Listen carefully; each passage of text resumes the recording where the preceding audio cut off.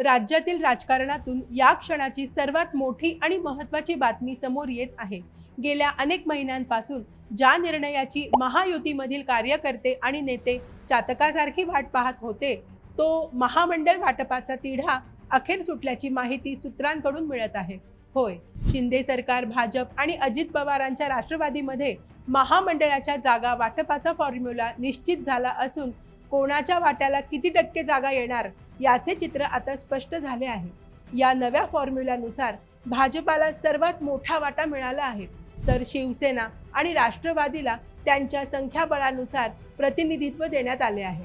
या निर्णयामुळे महायुतीतील कार्यकर्त्यांची दीर्घकाळाची प्रतीक्षा आता संपणार आहे.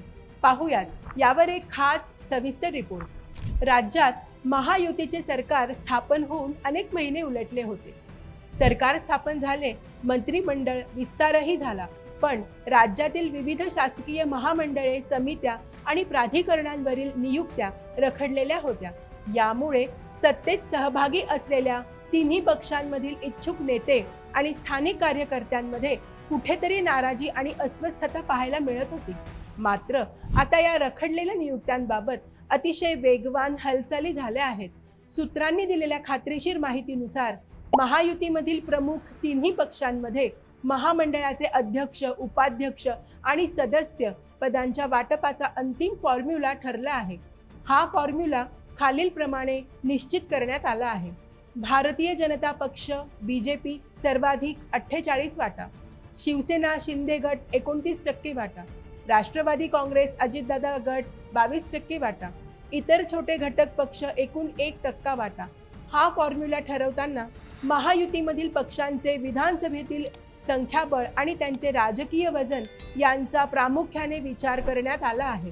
महायुती भारतीय जनता पक्षाकडे आमदारांची संख्या सर्वात जास्त आहे. साहजिकच ज्याचे संख्याबळ जास्त त्याला वाटाही मोठा. या न्यायाने भाजपाला सिंहाचा वाटा म्हणजे 48% जागा मिळाल्या आहेत. उपमुख्यमंत्री एकनाथ शिंदे यांच्या शिवसेनेला 29%, तर अजित पवार यांच्या राष्ट्रवादी काँग्रेसला 22% वाटा देऊन त्यांचे राजकारणामधील स्थान आणि महत्त्व कायम ठेवण्यात आले आहे. सत्तेत आल्यानंतर लगेचच महामंडळाचे वाटप होईल, आधी अपेक्षा कार्यकर्त्यांना होती, परंतु हा निर्णय सतत पुढे ढकलला आहे. या विलंबामागे काही महत्त्वाची कारणे होती. मंत्रिमंडळ विस्तार, सरकारमधील मंत्रिपदाचे वाटप आणि त्यानंतरचे अंतर्गत मतभेद मिटवण्यासाठी मोठा वेळ गेला. स्थानिक स्वराज्य संस्थांच्या निवडणुकांचे गणित आणि मतदारसंघातील समीकरणे जुळवणे आवश्यक होते. पक्षीय संघटनात्मक बदल, तिन्ही पक्षांना आपापल्या पक्षात संघटनात्मक बदल करायचे होते. या सर्व राजकीय घडामोडींमुळे महामंडळाच्या नियुक्त्यांची फाईल इतके दिवस लाल फितीत अडकून पडली होती. या संपूर्ण फॉर्म्युलामध्ये एक चिंतेची बाबही समोर येत आहे. महायुतीमध्ये केवळ हे तीनच मोठे पक्ष नसून अनेक छोटे घटक पक्षही सामील आहेत. या सर्व छोट्या मित्र पक्षांसाठी एकत्रितपणे केवळ 1% वाटा राखून ठेवण्यात आला आहे.